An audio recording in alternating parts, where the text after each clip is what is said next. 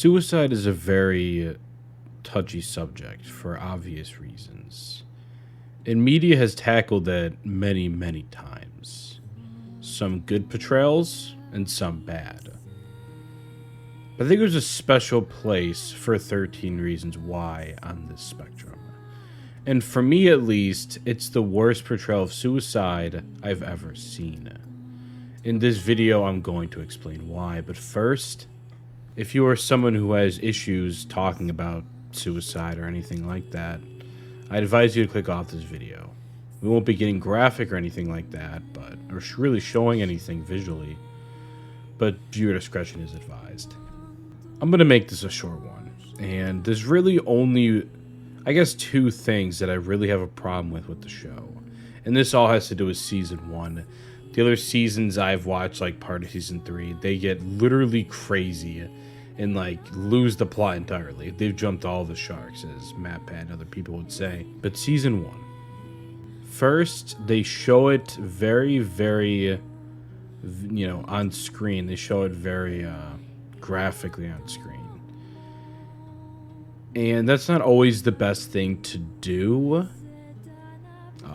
I would imagine the show is targeting people who deal with suicidal ideation, or at least know someone who deals with it, maybe is watching with them.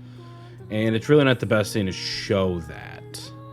That's not really the biggest thing I have a problem with. The biggest thing for me is what happens after she takes her own life. Now, her situation in the show is kind of all over the place. She faces a lot of trauma. A lot of horrible things happen to her. People bully her, much, much worse, all of that stuff. And she has no power or control over the situation. And I think a lot of people can relate to that. And I don't think, not that it's the message of the show, but I don't think it's a bad portrayal. People in the situation, they feel like they, like I said, have zero control over anything. People who have faced trauma feel like sometimes even that it's their fault, unfortunately enough. I know I've faced that in my life. But 13 Reasons Why takes it a step further. In that eventually, as we all know, if you've seen the show, she does take her own life. And that is obviously horribly tragic.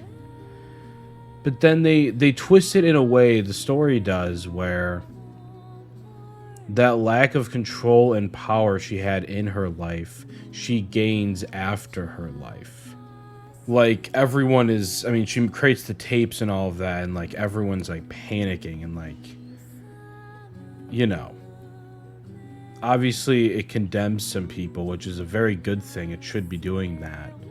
But even other people, like the main character, it becomes their life, and in that, she gains the control she always lacked in her own life. She gains that by taking her own life. And the show doesn't really present any other way that you could have done that, even though there is many. Now, those ways they're very hard for victims of trauma to do.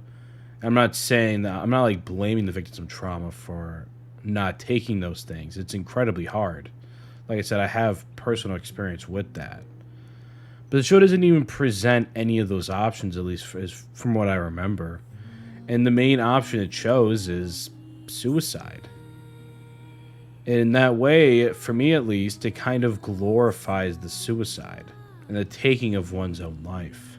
Just because that's when she gets the control and the power. And like I said, I want to emphasize this a lot. She gains pretty much complete control over the lives of, 13 people. I think it's 13 people. And if I'm misremembering about, because I haven't watched the show in a long time, if I'm misremembering about options she was shown, or like not that she was shown personally, but the show presented for different ways that she can gain control over her own life, then I do apologize for that. But like I said, to my knowledge, I don't remember anything like that. And I just don't really appreciate a show that I believe, like I said, a very personal belief of mine, you don't have to agree with this, And if you don't, I would like to hear reasons in the comments. But to me, it just glorifies it. And that's all I really wanted to talk about. Another short video today. Just kind of a spur of the moment thing, honestly. But yeah. Now, without further ado, here is a clip or a trailer for my current horror short film, Squid Boy.